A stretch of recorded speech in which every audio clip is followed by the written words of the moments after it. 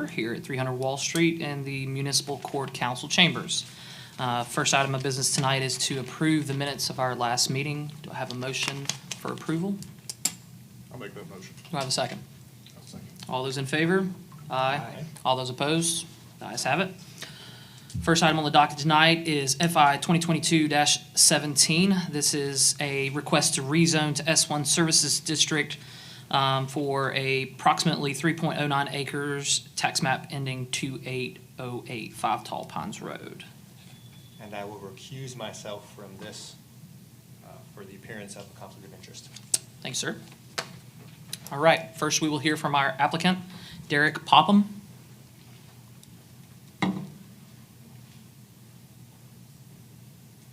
No applicant? Okay, then we will turn it over to Greg Gordos for our city staff report. Thank you, Chairman, members of the Planning Commission. This is docket number FI 2022-017. Property owner is Front Door Investments LLC. This is on Tall Pines Road, about 3 acres. The applicant, Mr. Popham, he applied for this actually several months ago. As you guys know, we had a hearing that was canceled in August, and we had no hearing in July, as that was scheduled for the July 4th holiday. So he is not present today, but he has been very patient and waiting for this application.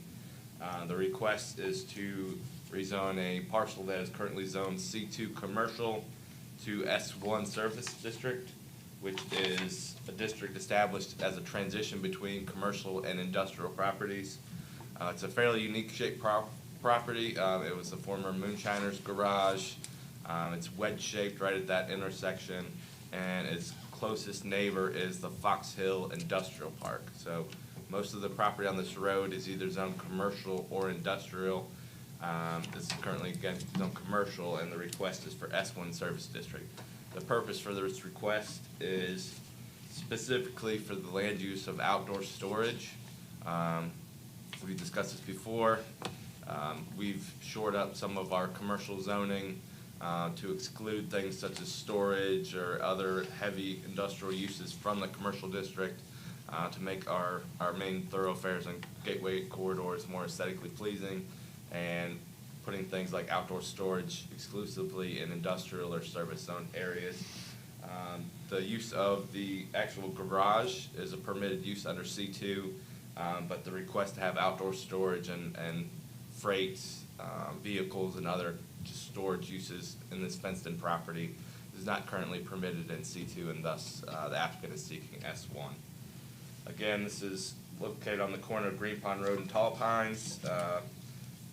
Properties are zoned industrial to the east and commercial to the west. It's on the very far edge of city limits. Our future land use map shows this area as commercial, which could count as S1 service district. So rezoning from commercial to S1 is still consistent with our 2017 master plan and our future land use map. And with that, fairly straightforward request. Because it is a transition between commercial and industrial and is located in the middle of commercial and industrial areas, staff requests approval of the rezoning request to S1. Thank you, Mr. Gordos. We will now open this up for public comment for this item. Okay, no public comment. Any questions from commission here? Any thoughts? Fits. No, makes sense to me. Makes sense to me too. Do we have a motion? Actually, I'll make the motion to approve the rezone to S1. Do we have a second? I'll second. Okay, all those in favor? Aye. Aye. All those opposed? The ayes have it.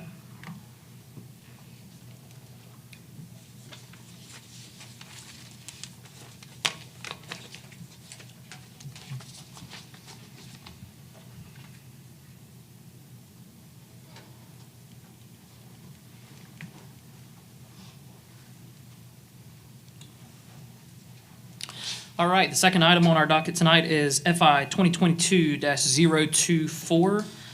This is a request to rezone to R12 residential district, 0.4 acres at 2 tax maps, 904070135 and 904-07-01-036, which is located at 359 North Old Lawrence Road.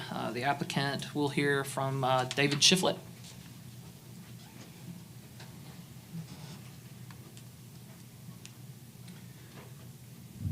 We bought this property that's diagonally across the road from our property. And it's got a small house on it that's in bad condition. And we hoped to, if it's rezoned, to tear it down and rebuild another small house there for my son who's handicapped. So he'd be across the road from us. That's it. Okay, thank you, Mr. Shiflett. All right, we will hear our city staff report from Mr. Gordos. Thank you, Mr. Chairman. This is docket number 2022-024. We just heard from the applicant, Mr. Shiflett. This is at 359 Old North Lawrence Road. The request is rezoned from C2 Commercial District to R12 Residential District. Fairly similar to the last case, and some of our modifications. The commercial district, we now only allow single-family homes and multifamily homes by special exception, and in fact prohibit single-family detached homes from our commercial corridors. The rationale being, in the interest of our public and our public spaces, we only have so many commercial parcels, and as we grow, we don't need more subdivisions or housing on commercial properties. We want to save that for the inevitable commercial growth that comes with residential. So this request is to rezone these two parcels back to R12 Residential District, as they were residential homes previously, and there's a residential home on the house right in the plot right now, just so that they can build a new house on the property by right under R12 zoning. It is adjacent to R12 zoning across the railroad tracks. This is a unique area of town south of Main Street, where there's a very thin strip of commercial surrounded by residential. And so it's in character with the neighborhood. If you see your zoning map in your staff report, you can see it's mostly yellow, indicating it's mostly residential uses here. This request would either allow the applicant to continue the house legally as a not as a non-conforming use, but as a legal conforming use, or to tear down the house and replace it with a new structure. So fairly straightforward.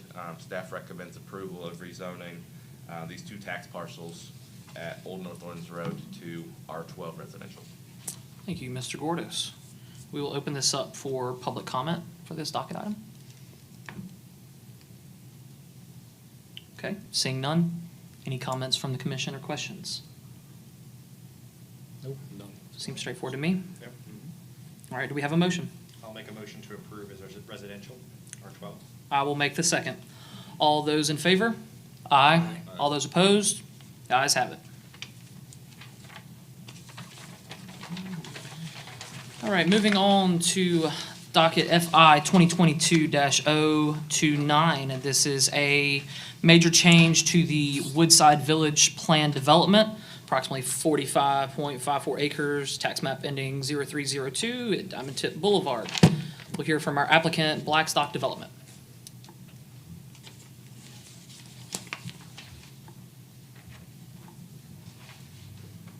Gentlemen, good evening. Sean, good evening. Yeah, so we're excited about this project.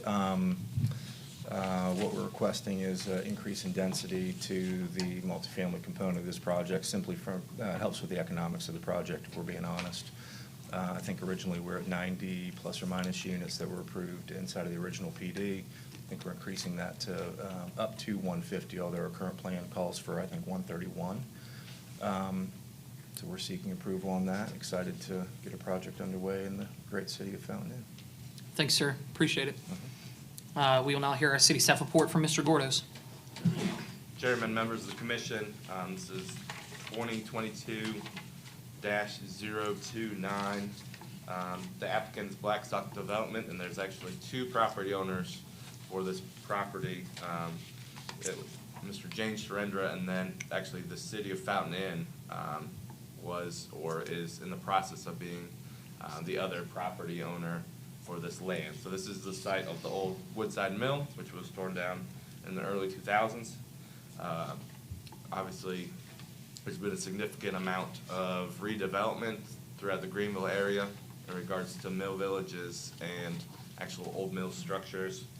I would consider this project a public-private partnership in that we would donate a portion of land to the developer in order to construct residential housing based on an RFP that the city submitted last year in 2021.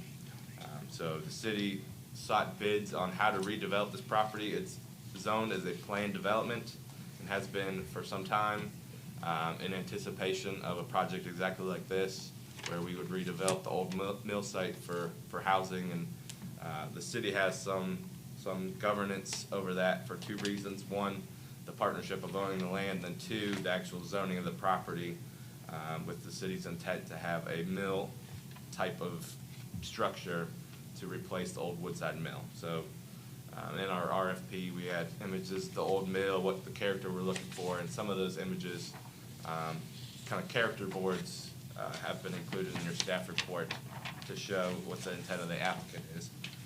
This planned development always showed development in this fashion, essentially multifamily use where the old mill was, single-family use as an extension of the mill village, and some commercial use on Fairview. The request before you today is considered a major change to the planned development. It's also included in your staff report, but the preliminary plat and the development plan allowed for a certain number of units, a certain density in each of these zones, the single-family zone, the multifamily zone, and the commercial zone. And this applicant, Blackstock, is looking to increase density for the multifamily portion. They are seeking to construct a 4-story apartment structure. This is more units and a higher density than was previously agreed upon in the original zoning of the property. And so this major change is to allow additional density. Obviously, we've had some dealings with planned developments in the past. In fact, several items on our agenda are also going to be dealing with planned development, which is intended to be a mix of commercial and residential uses, kind of with their own custom prescribed rules. This is both very complex, but also more straightforward, and that this major change needs to go before the Planning Commission and the City Council, but we actually have development agreements and other negotiations in place between the developer and the city in order to ensure that the project is something that we're looking for and we're agreeable to give up this land for the development as shown in your packet. Again, this would increase density in what's considered Zone 2, as found in your staff report. There's several zones, again, the commercial, single-family, multifamily portions, and specifically what we're voting on is the rough layout of what this would look like, not exactly what the building looks like, not the architecture, but just from a top-down view, what the density of that building would be in its footprint, roughly its parking, and then most importantly, the allowance of additional density within that zone, within the development. I would just with that say, please review your staff reports thoroughly. This matter goes before you and City Council for approval, but this is a significant project if approved. This would add hundreds of units in both multifamily and single family within walking distance of our downtown and replace what's somewhat of an eyesore, a vacant lot, with a fairly dense development. With that, again, the PD is about 45 acres, and this would be almost 28 acres of that development, including city property. So with that, again, review your packets. If you have any questions, don't hesitate to ask staff. Okay, thank you, Mr. Gordos. We'll open this docket item up for public comment. Okay, seeing none.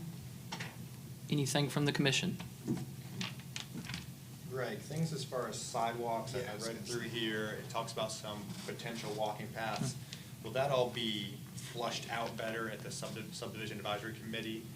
This is really hard to see all the detail in there, and so if I'm gonna be looking for things like that, I wanna see all that information. Agreed. So this has actually been several iterations. This would have gone before this group in August, but has had some revisions. Since then, one of the major changes from the initial submittal to what's before you today is the addition of on-street parking on Diamond Tip Boulevard, parallel parking. That was angled parking before, and since that's a city street, that's not something the planning department and the public works department could endorse. So that was a forced change just before even getting to you guys to make sure the parking was appropriate and met our land development regulations. Obviously, a lot of parking spots shown. Those counts will need to be taken into consideration.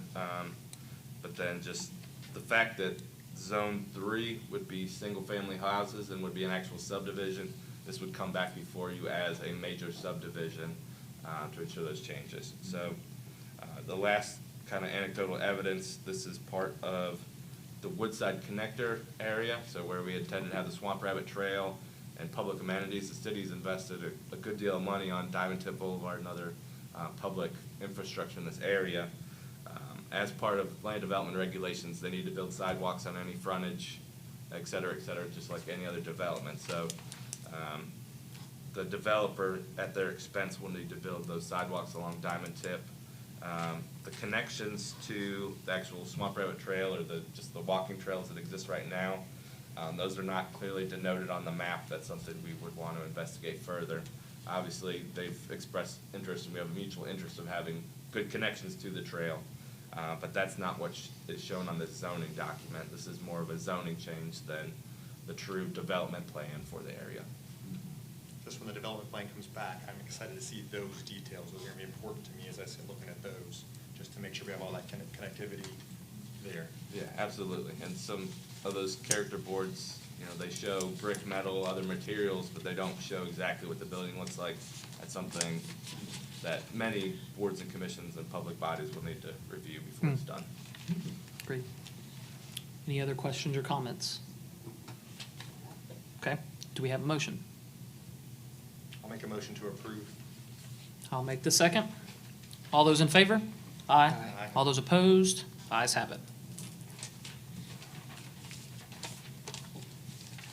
All right, next item on the docket is FI 2022-031. This is a major change to the Eagle Springs Plan Development. This is 24.22 acres at tax map ending 1603 at Fairway Forest Drive. We will now hear from an applicant, either Arbor or Gary Jones.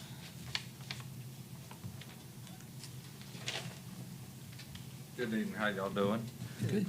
Yes, I'm looking to get approval on rezoning, I guess it's 24 acres from planned development to single family. My intent is to build 2 homes, one for myself and one for my daughter, on this piece of property, and basically I think the drawings are pretty straightforward on my intent on what I plan on doing. Thank you, sir. Now I'll hear a city staff report from Mr. Gordos. Mr. Chairman, 2022-031, this is considered a change to the Eagle Springs Plan Development, but I don't want to muddy the waters too much with the decision before you today. Long story short, this is a separate tax parcel from the Carolina Springs Golf Course, but it is still zoned as the plan development. We can't break the plan development up into pieces. We can't vote on tiny little things. It's all should be considered as a whole. And so any change to this plan development, no matter how small, has to come before this commission.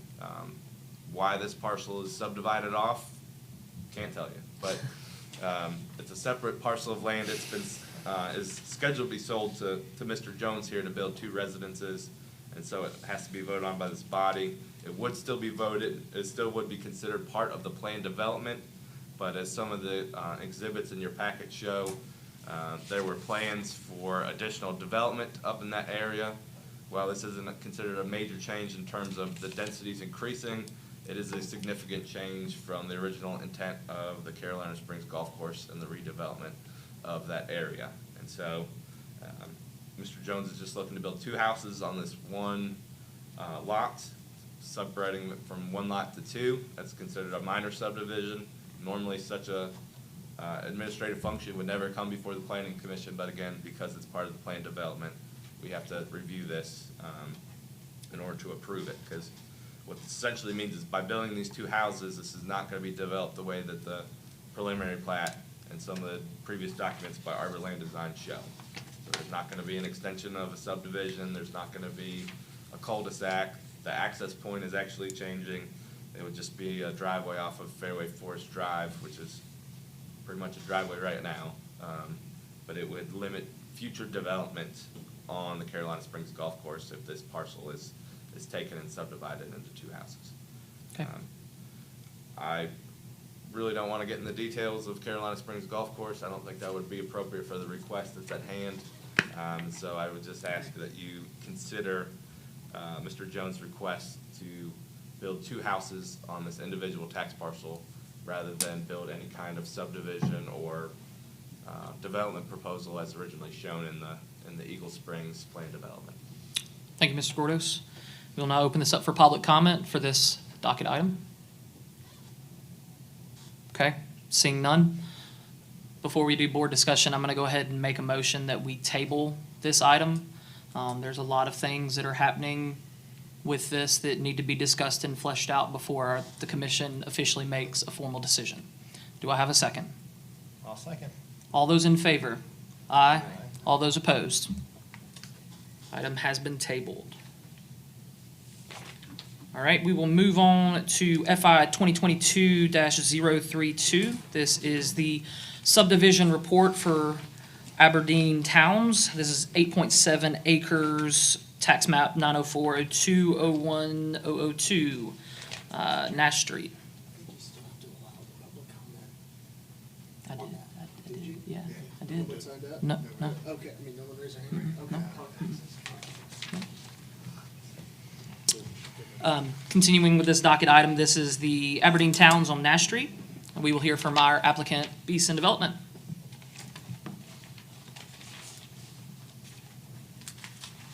Hi, my name is Mary Page. I'm with Blue Water Civil Design, the engineer for this project. Beeson Development is proposing 51 townhome units on this property. The maximum density allowed in the RM district is 87 units, so we're only proposing 51. We're showing 2 spaces per unit, 1 in garage and 1 into the driveway, with an additional 14 visitor spaces. And the roads are all private on this. If you have any questions, we'll be happy to answer. And I'm Joey Beeson, developer, so I'm here as well to answer your questions. Any questions for the applicant? I do Okay, thank you. Thank you. We'll now hear our city staff report from Mr. Gordos. Thank you, Mr. Chairman. This is technically a subdivision advisory committee report for this proposed subdivision known as Aberdeen. This matter has come before this board very recently in the form of a rezoning request to RM multifamily, which would allow townhomes and multifamily uses. There's also a vote by City Council, which included a development agreement involving a similar layout to what is shown before you.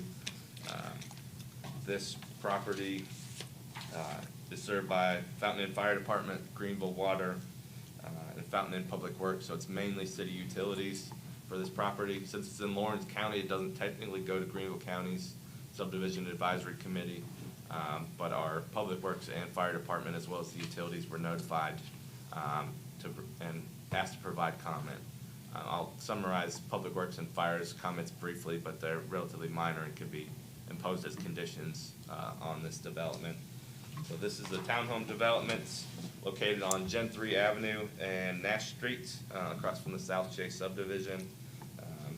In fact, when the property was subdivided, the applicant had discussed building this property, so they have no legal need to describe the townhome development when they requested rezoning, but they wanted to be upfront about this is why the rezoning occurred.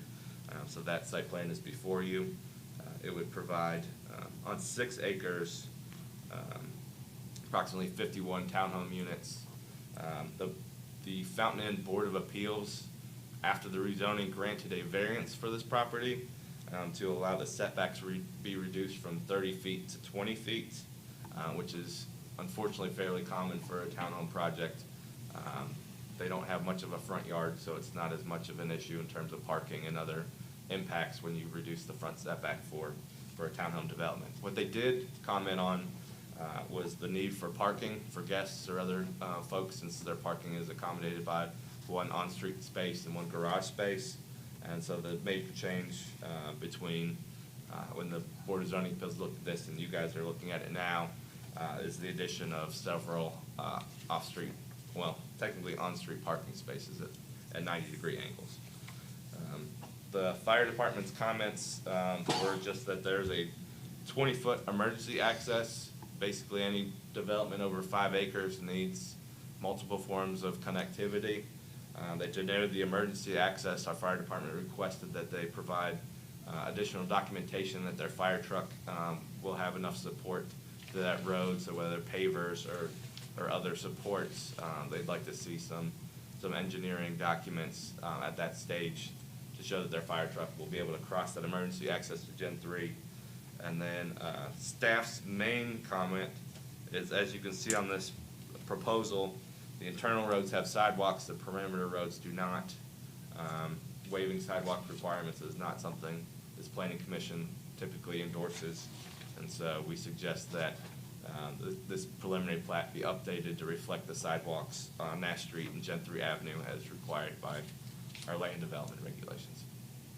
Thank you, Mr. Gordos. We will open this up for public comment for this docket item. Okay, hearing none. Any board comments or questions?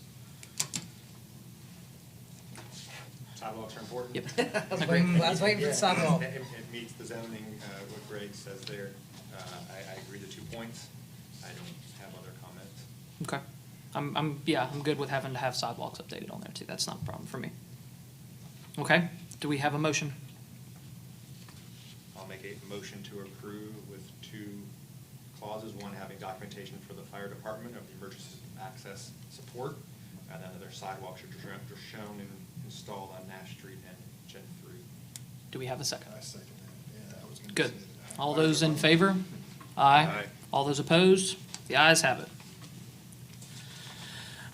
The next item on our docket tonight is FI 2022-026. This is not formally a public hearing. This has actually been something that has been administratively withdrawn, but it was going to be an annex and a rezone to planned development. This is 13.58 acres at tax map 2801. This is along Millicron Drive. Since it's not necessarily a formal hearing for this item, we had items in our packet that we can have for discussion about, but not something that we can formally vote on. Is there any discussion that needs to be had? Mr. Gordas, do you have any comments whatsoever? Yes, sir, that's correct. This item was received, I think, Wednesday evening by staff. That's well past the submittal deadline to be on this docket. But it was received. I thought it would be best that you have a look at it so you can provide any comments to the applicant or provide any informal review for that item. But obviously, as it did not make the agenda in time, that it was administratively withdrawn by staff, you cannot vote on this item. But if you had statements that you wanted to make in public or critiques to the plan in advance of the next hearing, you're able to do so. In fact, we'll meet again in early October, and so not voting on this today provides no delay to the applicant. It simply provides more time to review the content materials. Okay. Any comments that we would like to make ahead of our next meeting with this? So we're zoning, bringing it into the city is the request, or it already is in the city? Well, so there are 3 tax parcels that are currently in the city, and the request is to zone those as a planned development being the phrase of the day. And Yeah. then there's one additional parcel ending in 2801 that would be annexed and also zoned as part of the planned development. So it would be significant acreage along Milcron Drive near Green Pond Road. The site plan is included as well as a brief statement of intent. Mainly, they look to do some commercial out parcels at the intersections, and then a townhome style development in some of the interior lots. Again, it's a fairly large proposal. I was not comfortable providing a thorough staff report and review, given the time period, but I thought it was prudent that your body and the public hear this information as soon as you can. Good to see. Okay. I just have a couple of comments, just looking at it. From the acreage that I'm seeing, and what amount of commercial area that there's supposed to be, from what I've seen in the documents as of right now, it seems to be very grossly dense, in my honest opinion. 147 townhomes seems a bit too much for me for that area. I don't think townhomes are super necessary at that venture. There's mostly single family out in that area. I don't see the need to have townhomes at that specific piece of property. And considering there wanting it to be a planned development, I'm not really seeing much of something that would qualify this as a planned development, other than, wanting density and wanting to put up townhomes out there. I see there's gonna be some commercial property, but there's not really much drawing related that shows what kind of commercial development there's actually going to be. So for the applicant, I would like to see that a little more, and I would actually like to see that density drop a little bit. I think that's just gonna be too dense for that specific land. Any other comments? Okay.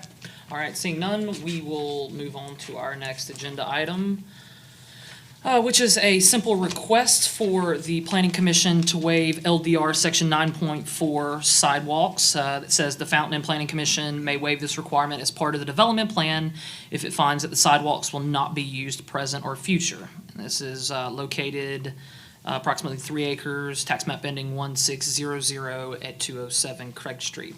Mr. Gordos, do you have any comment here?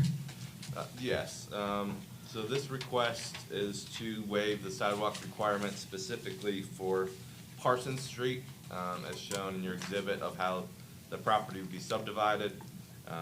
This plat is currently in review by Greenville County Subdivision Administration now. Any development that has any road frontage is supposed to build sidewalks. They already exist on Craig Street, so they would not need to be added by the applicant. But there are 3 lots that front Parsons in a flag lot shape, where sidewalks would be required, and the applicant is requesting to waive those. In addition, our land development regulations state when you have, even though these are kind of pie-shaped parcels, they are narrower than 60 feet at some point. And so flag lots technically under our regulations are supposed to share driveways as to minimize curb cuts. The other part of that request is to allow 3 separate driveways on Parsons Street rather than share a driveway between all 3 lots. The way it's subdivided right now, it would be infeasible to have all 3 share the driveway. 2 possibly could, but probably not the 3rd. In regards to both requests, we rarely would like to waive sidewalk requirements, and this flag lot requirement to share driveways is vital in terms of busy thoroughfares, so there's less curb cuts and less points of contact or less conflict points on major roads. For instance, if this was on 418, we would want to add 3 more driveways to that road. Since this is Parsons Street and there's really only 4 houses on it, it wouldn't add a significant amount of traffic. They would essentially be using Parsons Street as somewhat of a driveway to get on the main road of Craig Street. So it's not going to add a lot of traffic, and it's not considered especially dangerous. So the request is to not have sidewalks along those 3 lot frontages on Parsons Street, and to allow them to have 3 driveways on Parsons rather than the required shared driveway. Okay, thank you, Mr. Gordos. Do I need to open this up for public comment, or since it's a request, we do not have to? I believe the applicant is here in the Okay. audience today, if he'd like to speak on the matter. Would the applicant like to speak? Actually, Good evening, everyone. My name's Lauren Dool. I'm a resident of Simpsonville, 15 years, and I'm just about to retire after 30 years in the Army, so this is my first rodeo, for real. But what is discussed, Parsons Street is a dead end. So adding 3 driveways, on a dead-end street has a pretty low impact for that. So I was speaking with Greg, his recommendation is very much appreciated not to put a sidewalk on the end of a dead-end street. And the adjacent property, which is over 200, I think it's 300 feet, doesn't have a sidewalk taking you out to Craig Street. So it would be literally 120 feet of sidewalk and then nothing else all the way up to Craig Street. So I really appreciate the consideration of the board to take a look at this and, apply, overlay their ability to waive it. Thank you, sir. Thanks, y'all. Any other public comment for this request? Okay, seeing none. I don't see a problem with waiving this. I mean, I understand, I do, but a dead-end sidewalk that has no connector seems kind of frivolous to me, you know? So I think it makes perfect sense to do 3 separate driveways. Yeah. By the time he pours those driveways and then has leftover sidewalk, it's not gonna be that much sidewalk. I don't wanna set the precedence of not allowing sidewalk. And as much redevelopment as we've seen, the property behind that is where there's a parcel available against the railroad tracks. If that gets developed, I want connectivity with sidewalks through our whole community. And so even though today, when he builds, there's not gonna be anywhere it goes, I think the long term, if the house in the corner gets torn down, they build more houses there, I think we start the precedent and keep sidewalks. And even though it's a weird spot right now, long-term planning, I think it makes sense that there could be use of those sidewalks one day. And to go back to add sidewalks 20 years from now is much more difficult than just requiring it at the beginning. Any other There's comments? my comment. Any others? Greg, do we have to vote on this request as a whole? Can we vote on it as 2 separate requests? I think you can vote on it as 2 separate requests to be more clear. Okay. Let's start with the 3 driveways. Do I have a motion? I'll make a motion to allow 3 driveways. I will make the second. All those in favor? Aye. All those opposed? On the item of sidewalks, I'll make a motion to deny the request to not allow sidewalks. is there a second? I'll make that motion. All those in favor to deny the request to not have sidewalks? Aye. Aye. All those opposed? Aye. All right, moving on. The last request on our docket tonight is for McCarter Road 100 LLC. This is a commercial establishment subject to this ordinance must adhere to the development plan as approved by the Fountain and Planning Commission. This is approximately 3 acres, tax map 0303. Mr. Gordos. Yes. Staff was notified this afternoon. They contacted our legal assistants and asked that this item be withdrawn. So McCarter Road 100 LLC has officially withdrawn this request to have this item on the docket this afternoon. Because it's less than 24 hours, it should still remain on the agenda, but this item has been requested to be withdrawn by the applicant. There's no further action necessary by this board. Okay, thank you, Mr. Gordos. Seeing as that is our last item that is on the agenda tonight, do I have a motion that we adjourn? I make a motion to adjourn. Is there a second? I'll second. All those in favor? Aye. All those opposed? We are adjourned.